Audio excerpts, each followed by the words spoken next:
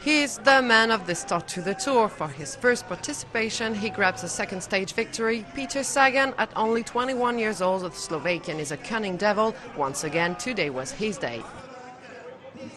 On the menu of this stage of the Tour, 197 kilometers between Orchy and Boulogne-sur-Mer, with a few difficulties for Category 4 climbs, including one at the finish in Boulogne, and a Category 3 ascent, the Mont Violet Pass.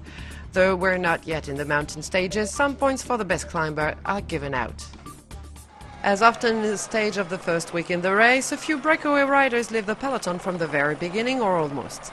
This time there are 5: Ruben Perez of Euskaltel, Giovanni Bernardo, Europcar, Sébastien Minard, AG2R La Mondiale, Michael Morkov, Saxo Bank, who we've seen hit the road on Sunday and Monday, and Andrei Grivko of Astana. As usual, the pack lets them do, since none of the escapees represents a threat at the general classification. The best ranked of all 5 is Michael Morkov, who is 38 seconds off from Cancellara after a good prologue and a consistent ride since Liège. Nevertheless, the peloton remains alert to the gap and makes sure the break doesn't get too far. The front of the race manages to take the gap to 5 minutes 40, but the Radio Shack are like watchdogs and soon the gap is stabilized.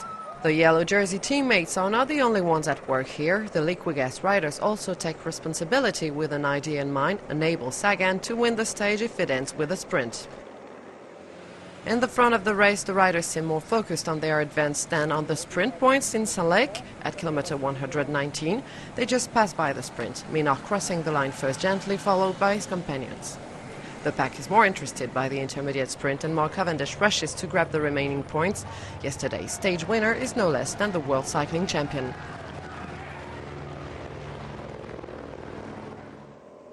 At the front of the race, the riders get nervous and Giovanni Bernardo bears the brunt of it. The Europcar riders dropped. There are only 4 left in the break and they try their luck. They manage to maintain a reasonable gap as we get closer to the arrival. The breakaway riders partly owe their advance to the various falls that occur within the pack, like the one that injured Movistar's José Joaquín Rojas at the collarbone and forced him to withdraw. The junction took place 6 kilometers to the finish line. Once more a sprint will judge the arrival. Once more Chavanel makes his move. He knows he only needs 7 seconds to steal the yellow jersey.